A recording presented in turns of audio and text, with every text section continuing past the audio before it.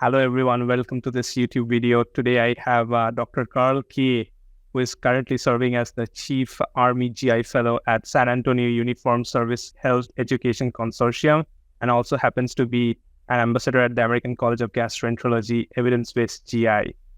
Carl had made a significant impression on me when I met him at BDW earlier this year, and recognizing Carl's inspiration and helpful nature, I invited him to join me for a YouTube episode scheduled for release after the GI Fellowship match results. If you're tuning in, you might have already come across Carl's famous tweet where he generously shared with us valuable resources for the new GI Fellows.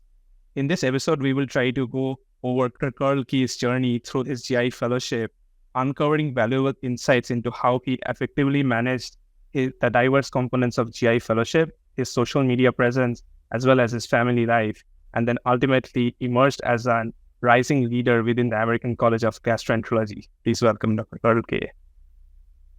Oh, thanks, Arjun. That's very, very gracious of you. But first, before we get started, I just have to say congrats to you and so many others across the country. I mean, it's unbelievable how competitive this has been, and quite frankly, to just congratulate you on matching it, the Cleveland Clinic, and super excited for what you have. You're honestly an inspiration to me. I hope you understand that. So very much everything I hope to share here is very much one personal opinion and such, and my own experiences, obviously, but I'm still figuring it out too. So this hopefully should be a good conversation, and I'd love for people to kind of add in, and I'm sure I don't have monopoly on the only way to do things. So I love it. Oh, thank you, Carl. This is as useful to me as it is for everyone who is coming into GI. And then again, like you said, really proud and happy that I made it on the other side, and fingers crossed I hopefully start GI Fellowship soon. And I learn as much as I can from you, and then so that I can hit the ground running. No, absolutely. I have no doubt. Awesome. So the first question I will have for you is, what key advice would you have for incoming GI Fellows in the next 6 months leading up to the start of their GI Fellowship? That's a great question, and quite frankly, you started off really with something I want to be a little bit cautious about, because I think most people know me from my kind of Twitter posts and everything like that, but I really want to be cautious about how I kind of phrase this next part about advice, because I could get into getting real organized and everything and whatnot, and launching right in, but this 6 months, enjoy it. Enjoy this. The people who got you to where you are, don't neglect them. You can always learn more GI, always learn more, but just enjoy the last 6 months where you're at, the co-residents that got you where you are, if you're coming straight from residency, the people in your life that led you to a great accomplishment. Don't neglect that. So I know my tendency. I was telling Joe Lyman last weekend, I'm really, I had to fight my inner tendency, and I know how I can be perceived as just go. And honestly, my biggest advice is just to slow down and enjoy.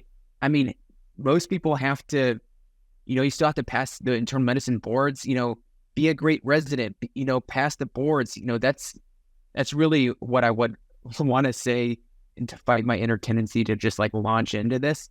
But if you're going to try and shift gears as you kind of think towards fellowship, my biggest piece of advice is to get organized and start managing your time well, right? So for me, that was getting a system and a process set up, ahead of time. And that was getting a PDF organizer or some app that you enjoy working with. So I put 3 up here. I think GoodNotes, Evernote, and Notability are all 3 great PDF organizers that can kind of basically take a lot of electronic documents and keep them organized and synthesized for yourself. And I'm a huge proponent of Apple products, but again, that's purely my opinion.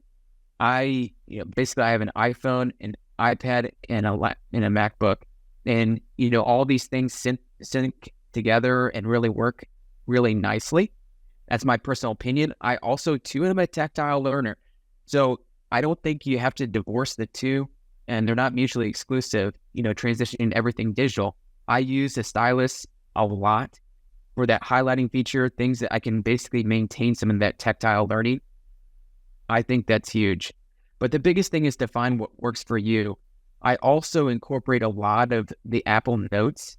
As you can see here, I've got tons and tons of Apple Notes that basically work as, my electronic note taking. And I'm not saying you have to launch right into this and create your own system, have it all going by the time you start fellowship. But in this 6 months, hopefully you find a system that works for you. And that can look a lot of different ways to a lot of different people, but find a system. That would be my biggest piece of advice. Slow down and come up with a good organization scheme and manage your time well. That's fantastic advice, Carl. I would definitely look into like finding a good note-taking app. I usually use my iPad to read PDFs, but I remember using Evernote previously, but like this is definitely something useful. Do you have the PDFs downloaded like for the reviews and then for the guidelines and then just like use the highlighting feature? Yes, absolutely. I have nearly all the different guidelines all downloaded on my iPad so that, quite frankly, that's really, really nice. I can basically be on my phone and just quick search. I can just drop down on the my iPhone and I can just search GERD. And the thing that will pop up is I'll get the ACG guidelines. I'll get my notes from Apple Notes. It all is right there. So whatever I'm looking for, as simple as just typing a few letters. It's really those advanced search features that I think make your external brain really come alive, right? You're never going to be able to remember everything, but if you have a good system in place, you'll be able to, really capitalize on that. That's fantastic. I'm sure like repetition is key, like you said. Kind of changing gears and going into something different, like matching into GI fellowship. I am expected to do something which I've never done before. So my second question for you is, what is the process of acquiring proficiency in this newly acquired skill of endoscopy? How you went about that, what challenges you faced, and what advice will you have for a new trainee? That's, I think, a huge anxiety-provoking part about transitioning from internal medicine, where it's, largely a lot of thinking, a lot of, sure, diagnostic reasoning, but this totally different component. Unless your background is a little bit atypical, you're now for the first time coming across that you're a proceduralist. And this is a totally new way to think, right? You're now talking about the tactile skills in order to accomplish something, but another component is now you're thinking in contingencies, right? You're thinking about equipment and things to bring ahead of the time for endoscopy, to be prepared and thinking about if things don't go right, what is my backup plan? That component of contingency planning is just something that really takes numbers. There's really no other way to say it, is you just need reps. So I'll lead with that. Is like, don't be anxious.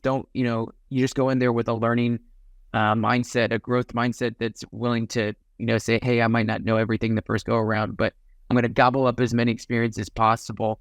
And eventually you're going to be gaining that experience that you need to be prepared.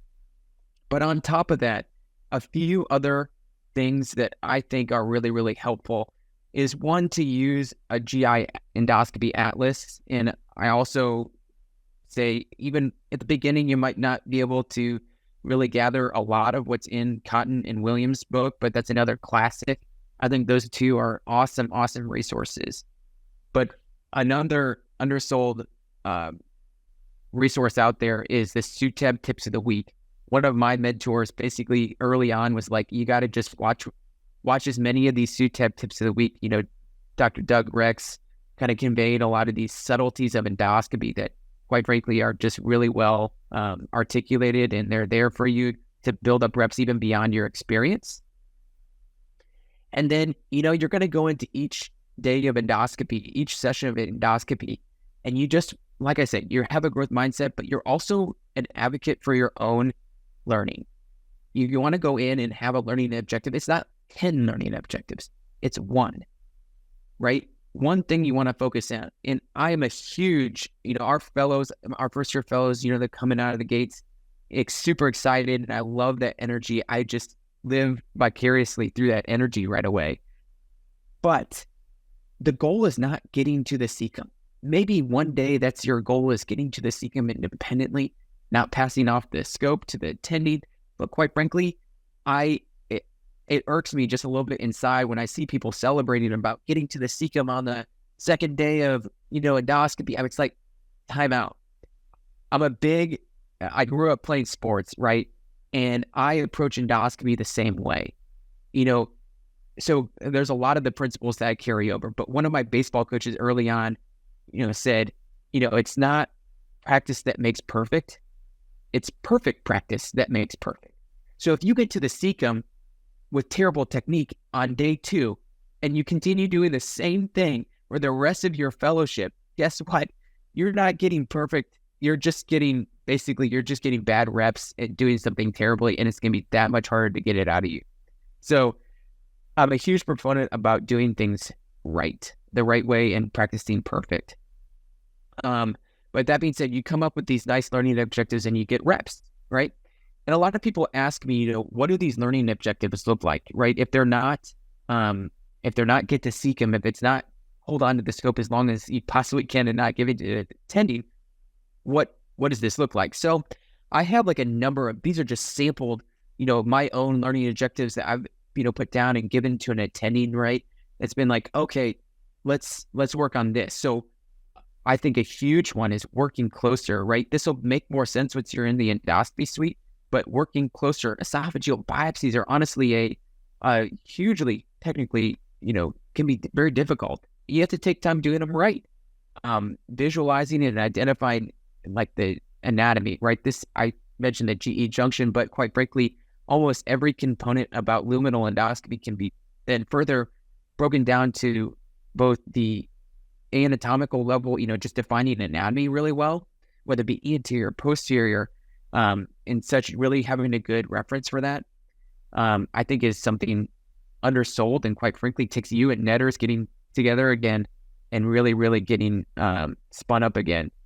Retroflexion in the right colon, you can see them here, but there's honestly just all these little goals that you can take into endoscopy.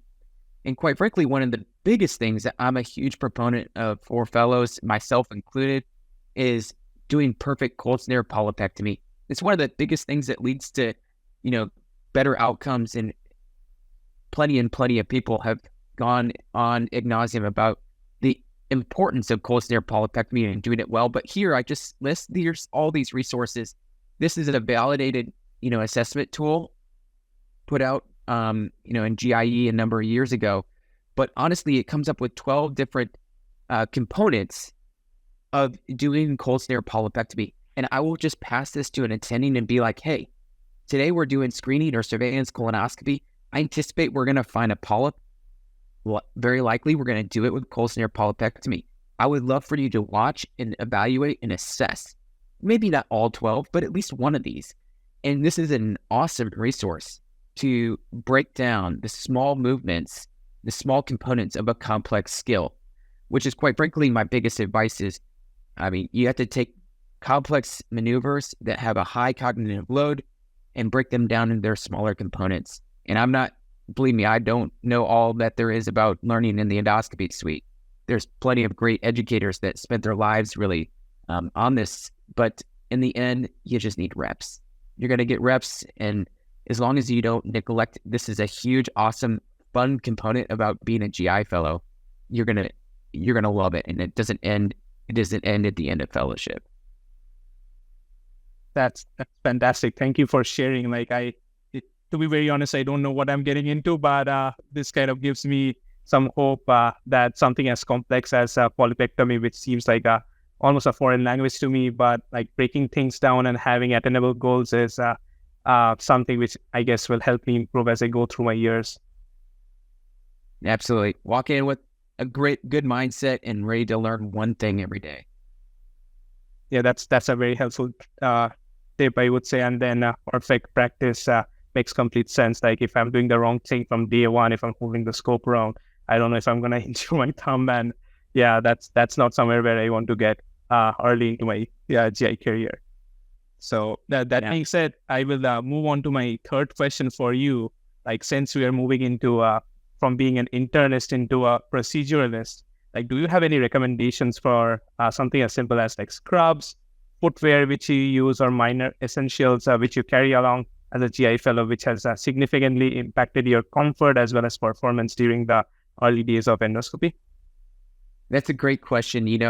I'm a creature of habit as well. But I'd say good footwear. This is honestly a very personal thing. I have dance clothes right now. My wife hates the way they look when she comes in visit me at the hospital. She can't stand it. They're not the most aesthetically pleasing, but I'll tell you, I love dance clothes. I've had them for a number of years, and it's like that badge of honor. The grosser, nastier they look, the more they've been worn in, that you've earned them. But that being said, I think they're a super comfortable shoe. And quite frankly, the biggest thing is just have a piece of footwear that you don't wear home. That's disgusting. So like, whatever it is, don't wear it home with you. It stays at the hospital. It stays, in the endoscopy suite. Don't bring it home. But I probably will transition. I do think OnCloud makes some awesome shoes. The waterproof ones, that'll probably be my next shoe once I finally the seams start busting out on my dance goes. But then, I'm ironically, I not only footwear, but I also love a good pair of socks. I love Darn Tough socks. I think they're super comfortable. Sure, I wear figs, but, scrubs, honestly, about anything that's comfortable to you. There's a lot of great brands out there. I think there's a lot of good stuff, but find something that you're comfortable in. Probably the biggest thing is for comfort. You should pee and take a dump before you go into the endoscopy suite. You got to be comfortable in there. So that's probably the biggest thing.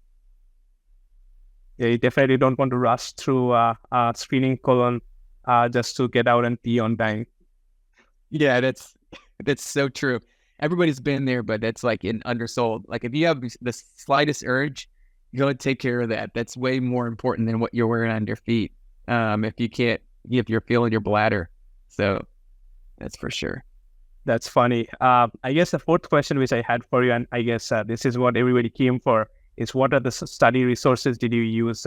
Everybody knows about your famous $1 million tweet, which you shared with all the different study resources, but if you have to rank them, and when a new GI fellow comes to you and asks you this question, which one would you kind of pick, and then kind of walk us through how you would choose the different things at different stages of your career?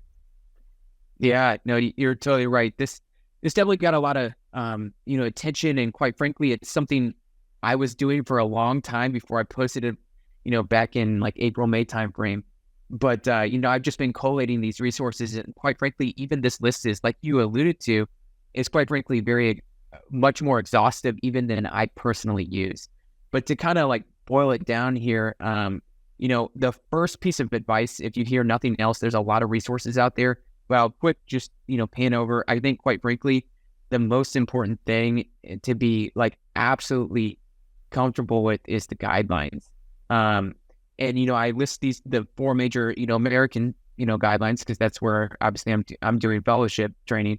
But, these four guidelines, you got to know them. And there's a lot of guidelines for each one of these societies specifically.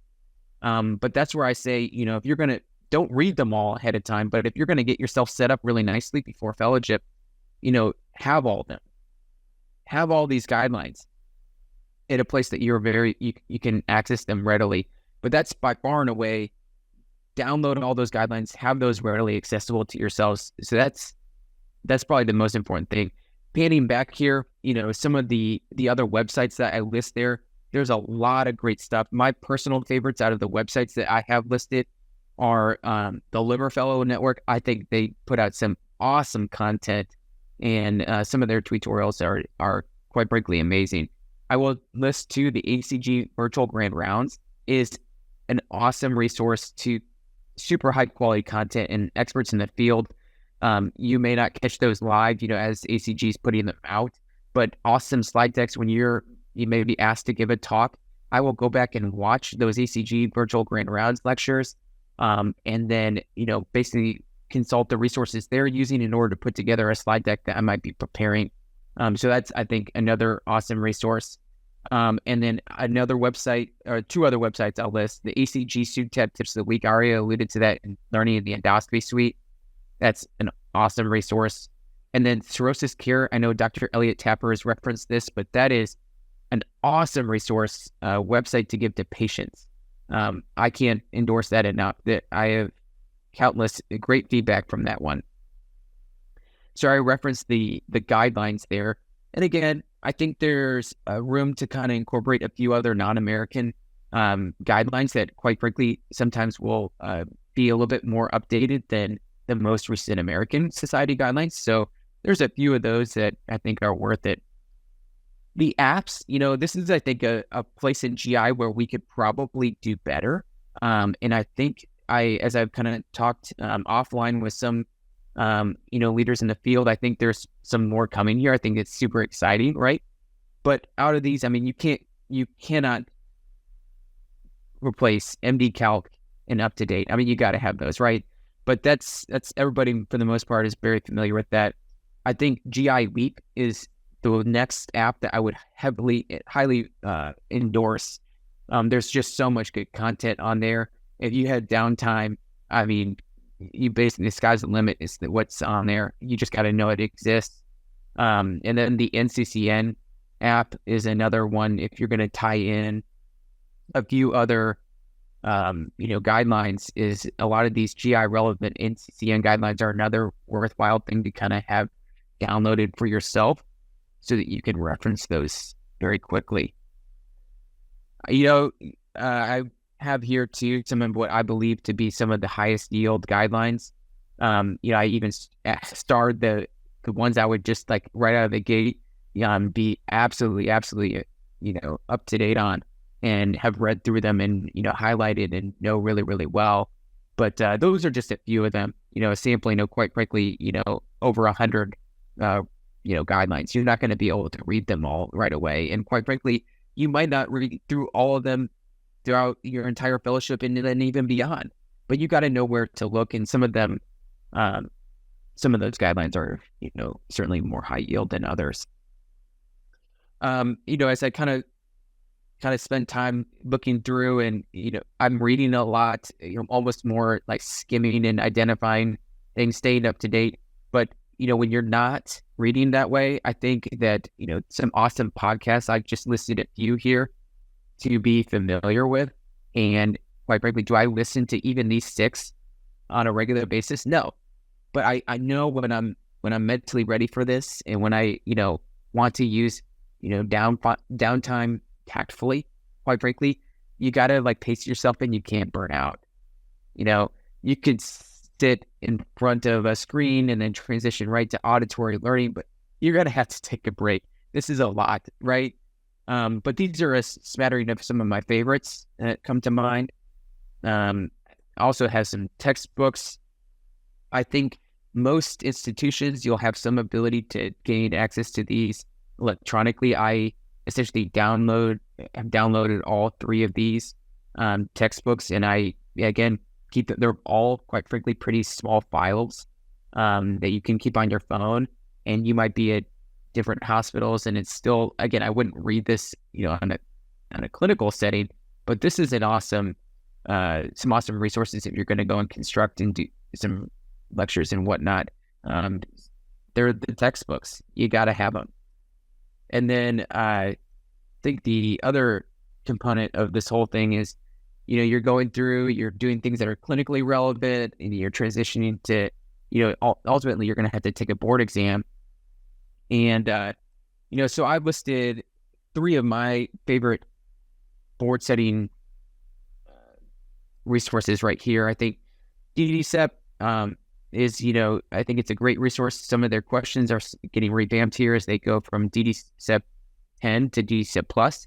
As a background, what is DDCEP, right? So most internal medicine residents are familiar with MCSAP. This is, quite frankly, kind of your most logical kind of analogous resource for GI, right? It's put out by the AGA. So the Digestive Disease Self-Assessment Platform is really what will take the place of MCSAP as you transition. the AC and the GI board exam, Dr. Brendan Spiegel put together a series of these. There's actually 4 of them. This is just one that's tabled here, but this is like opening a book of board fodder. I mean, it's an awesome resource. Again, not like a comprehensive review, but like kind of taking you through like the most very, very high yield, essentially board test questions. I will usually in the month before the ITE or the GI in training exam, I'll start reviewing these again just to kind of keep it in the forefront of my mind. That's the highest yield time to look through that stuff. But I'll end this component of the board study resources with the ACG self-assessment question bank. If you don't go to ACG, maybe you can't attend, it's still worth essentially getting membership getting registering for it, so you get the self-assessment tool. That's probably the closest thing, as I've gotten feedback. I haven't taken the board exams. That's probably most closely approximates what and how the test questions will be written and what they'll be like. So that's that. And obviously, I list a bunch of accounts there. That's quite frankly a moving target for X or Twitter, a bunch of social media accounts that quite frankly I think are putting out awesome medical education content, and that evolves, like I said. But I oftentimes, people will ask me why bother. Most people, it's a biased audience that come to me and they've seen my post or whatever, and they're already on Twitter. But it's the people off Twitter or X that are asking me why bother. And I say, this is passive learning. Everybody has their, outlet of social media. I think X kind of has a corner of the market when it comes to learning in GI, but it's a great place to network. It's a great place to stay up to date, as guidelines come out, even preprint articles and guidelines that come out well before anyone in my department knows. You already have the inside scoop. And then, I can't really endorse enough how awesome it is to have some, direct contact with experts in the field. I mean, Dr. Elliot Tapper, Dr. Nina Abraham. I mean, like, these people, like, you can interact with on a regular basis. It's just an awesome, awesome resource. So that's that. I don't know if you had any other questions specifically about stuff that I put out, Arjun. I'd be happy to answer those specifically. No, this is really fantastic. Like, kind of giving me a breakdown. This is almost like asking one of my senior fellows to like kind of walk me into fellowship. This is fantastic. Like, I am doing this for everyone, but then I am probably one of the persons benefiting the most. So thank you. Kind of like switching gears, and then I realized that like my life is going to switch gears. So I'm going to be going from an internist where I kind of managed everything, and then kind of consulted the consultants where I needed to do that. Now I am going to be a consultant and facing a very specific question, like how did you manage the GI consult blocks, and if you have any advice for us trainees who are going from interns or internists into GI fellowship. Of course, yeah. No, this is another thing that, again, you just got to get reps, right? But I think one of the most stressful components, this is usually at some of the busiest blocks you'll do. Most fellowship training programs, this is the first year of fellowship is heavy on inpatient consult blocks. But I can't endorse enough, you have to have a system, be organized. So this is just one kind of framework in which I go into consult blocks. Is I have basically a sheet of paper that really has 4 of these that I have right here on one page, and I'll print off, 4 of them for the consult day, right? And so I have enough time and space that I can take as many consults as I need to. And this is just the information I gather, right? So it's a system. The top line there is a blank for the patient's name, right? And then as you're going to be getting this consult, and it's going to be the reason, hopefully, most trainees will lead with the reason for the consult, right? As the RFC. And then right away, you want to get a callback number, right? When you're on the go, you want to figure out how you're going to get, not a pager number, try to get a phone number a cell phone, some way to just call back the recommendations right away. So we use a Department of Defense ID number. Other people use a MRN or a medical record number. But that being said, that's certainly important there, the location of the patient and the team, right? All that important information right up front. You don't want to take a consult without getting that information. Vitals are vital for a reason. That part doesn't change. Get those, pertinent vitals, anything that has been done for treatment or the TX there. Oftentimes what's provided to you is a slew of labs as opposed to making your fishbone, diagrams later. I just already make this and have this prepared, the pertinent imaging findings, just so I can jot that down. Exam, sometimes I've done like 10 rectal exams by the time I'm like staffing. So it's like, I just put the DRE, like, I can't remember if it was an empty rectal vault, if there was blood, if there was melena, I can't remember. So I just write a little note to myself, or if there was a drain, is it like you got a 12 French, drain in the right upper quadrant, it's a JP, just a little notes to myself so I remember that. And then quite frankly, as far as medications go, I don't want to oversimplify. I know I could receive some criticism for this, but quite frankly, antiplatelet agents and anticoagulation, you got to know. You should be finding that information out. Know that past medical history there's a few things that end up being pertinent. Surgical history, you don't want to take a consult for, gallstone disease and not know the patient had a Roux-en-Y gastric bypass. I mean, these are just, you got to know that. And then endoscopy history sometimes is the most important thing. But then you give yourself a little bit of spot to put your plan and recommendations, so you can remember that when you're calling. But then the bottom component of this is really, quite frankly, the most important. You have a checklist. Every single patient, every single time, you've seen the patient, check. You've staffed the patient, usually in that order. You talk with the team, even before you do your note. Quite frankly, most consultants, or most people consulting, don't care when you get the note in. They don't care about that. They just want to know the recommendations. Are we starting at bowel prep tonight or not? So you talk with the team, give them the recommendations, and then you can do your note. Every hospital system has a slightly different way of handling a sign out, but you have to add them there. We use IMA consent at our institution here, but whatever consenting platform you use, and then make sure there's an order in per the procedure or any other things that need to be ordered. So that's the checklist there. I think that has helped me. Everybody has their own system. It doesn't have to look like that.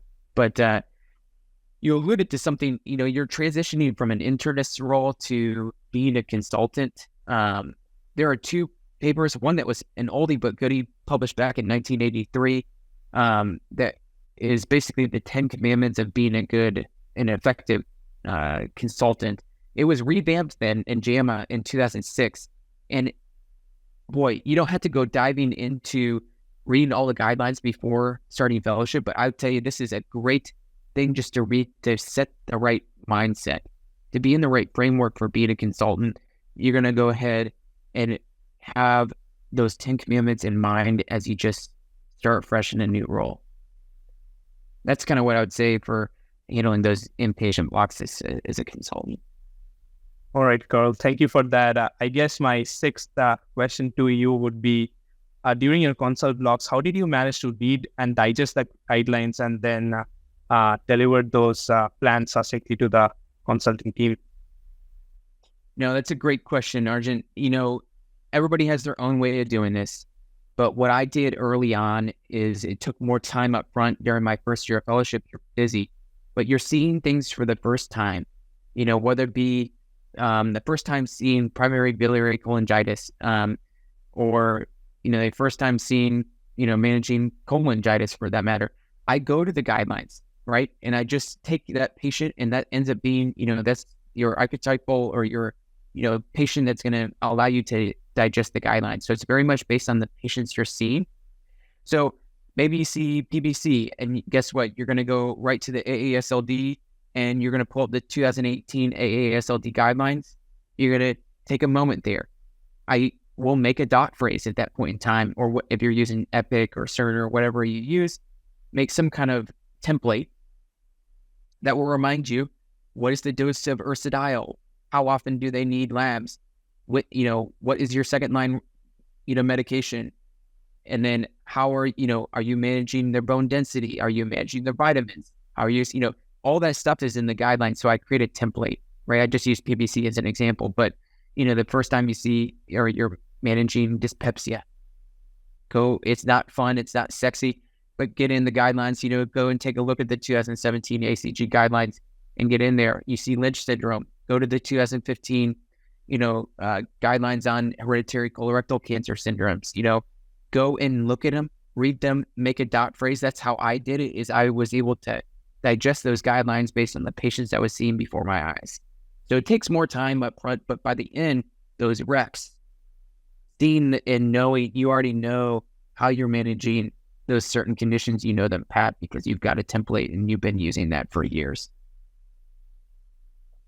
That's super helpful. I think just getting those reps in and then having that system. I've seen some GI fellows do that. Like they have their own dot phrases, which either they created or it was like passed down on from some attending other fellows, and they just like have their own system of doing that, which was like really amazing that they can just like take a few moments to just give us a plan of what needs to be done. But I guess in the back end, like learning it from from day one and then doing it right makes a lot of sense. So thank you for sharing that.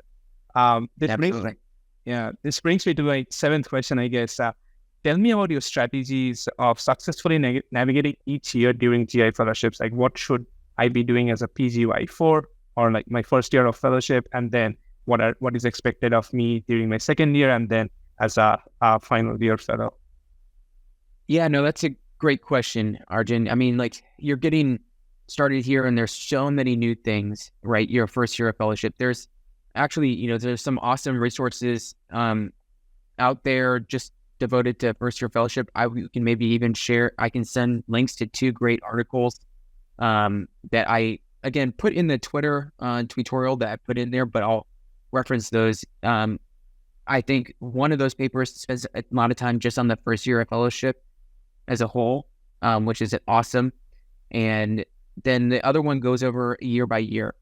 And so that first year of fellowship, you're like we've already talked about just now, you're acquiring a lot of new skills, but you're also learning to manage your time well. I can't emphasize this enough. Like that time management is quite frankly a skill you've been doing for all the years of your life leading into fellowship. It's not unique, but you're tailoring it for, your roles as a fellow. And then we already talked about, one of the most important things is you're being an effective consultant. So that's going to be, that can be tough, and you're going to develop your own flavor, your own style, if you will.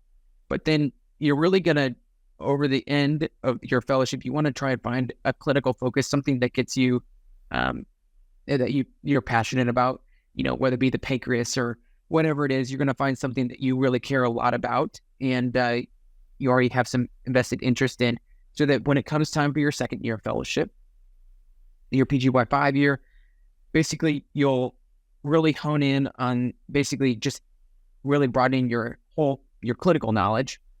You'll be doing and really trying to get those research and experiences and such, nailed down, tailoring your electives that you may or may not have, depends on what your institution, how they structure that. And then you're identifying and really digging into mentorship.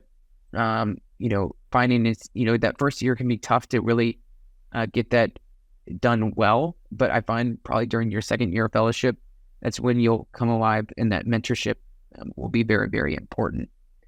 And then, if you're thinking about an advanced year, I think we might talk about this in the future. Really, a lot of the career planning even needs to start going on during that second year. And that's one thing to just emphasize is like, really, you can't wait until the end of a 3-year fellowship even to start thinking about that. You're going to have to start doing that at least during the beginning of your second year, if not before. But that final year is a fun year. And quite frankly, that's kind of where I'm at now. And, you're basically getting increased involvement in societies, where I personally have more interest in getting heavily involved in the ACG, but get involved in whatever societies, gain leadership experiences. And then ultimately you're preparing for the next stage, whether it is, you're going to be negotiating contracts and preparing for that next phase, or a private practice position, staying in academics. You're going to be getting all that in place, whether it's preparing for an advanced fellowship training program, something like that. That's really when that occurs. But in all reality, this is it's a basically a big blended spectrum where things are going to be kind of going on concurrently. And, life happens, little things might, take you off the trajectory. I had 2 daughters in the middle of fellowship. So that's kind of changed the landscape and how things progressed, right? But the idea is not to, get too rigid with what happens every year, but to know that you're going to generally have that progression. All right, that was a great summary of the years, and kind of a segue into my next question. When do you think I should be thinking about an advanced year, if at all? Like when it's like too early or too late for thinking about an advanced year, like in advanced endoscopy, IPD, some other fellowship? Yeah, I think that's a great question. And quite frankly, Arjun, I don't think it's ever too early to think about it. You're going to be bouncing those thoughts off mentors. You're going to be seeing role models, and you're going to be trying to evaluate, is this the life I want? Is this the patient population I want to be dealing with? In advanced endoscopy, which is personally my biggest struggle, was to determine whether or not I want to do another 4th year in advanced endoscopy or therapeutic endoscopy. So I was thinking about that very early on. I was talking with mentors that either decided to do advanced endoscopy and those that did not, and tried to piece together what life looked like for each of them. And ultimately, it's something that I would start right away in fellowship, is with the idea, whatever kind of your interest may be, I would start asking those questions and diving in and developing role models and mentors that might be able to assist you in your personal decision. Quite frankly, it's a very, very personal decision for everybody to determine what's right for you. Awesome. Thanks for sharing that. I guess I would like to kind of conclude this session by asking you for top tips which you have for GI fellow to kind of like bring it all home. Oh my goodness. That's a great question. And it's hard to, you have all these things, but if I could leave somebody with just, I know you look at this list of resources, you hear me talking about the very granular recommendations and everything, but quite frankly, I would like to just kind of take a 30,000 foot approach and just be like, this is awesome, an awesome, awesome time. It's super fun. I get excited thinking about you starting, Arjun, getting in the endoscopy suite. Like, just enjoy it, right? My best tip is, as long as you're enjoying fellowship, all this is going to come, right? So I know that sounds cliche, but don't neglect the things that you enjoy. I see the soccer ball that you got behind there. I know you're a big fan, right? Don't neglect those passions. Certainly don't neglect the people that got you there, right? So my best piece of advice is, this is a marathon. It's not a sprint. You're going to do some stuff in 3 years of fellowship, but really, quite frankly, hopefully you're developing into a lifelong learner. And so that should reduce the amount of stress that you had to learn it all in 3 years. But the people are the things you can't get back, right? You got to stay connected to the people that give you life. Find a life outside of the hospital, outside of what you do day in and day out. This is not unique to GI fellowship.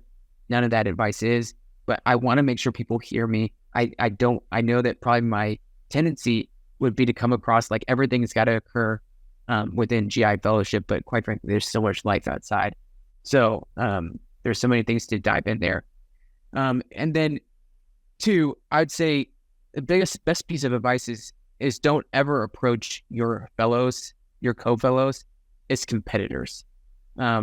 I think Dr. Elliot Tapper was talking about this at one point in time, but for me, the most enriching part of my fellowship has been my co-fellows. I mean, there had been, whether it be late nights spent doing whatever, the conversations in our office. I just think those are the really, really awesome things. And whether it be a ski trip, going out to Colorado and going skiing with my co-fellows, going and doing the oyster roast, or going and barbecuing, going to the lake. Those are the things with your fellowship that are going to give you life and not get you burnt out, right? Those would be my tips on top of the stuff that I really conveyed previously. You're truly inspirational, Carl. The first time I met you at DDW, I could like it's palpable. Like, you're inspirational, and your enthusiasm is something which I still can feel even through the virtual media platform. And thank you sincerely for doing this. I would like to end this session by asking you a question straight from my heart.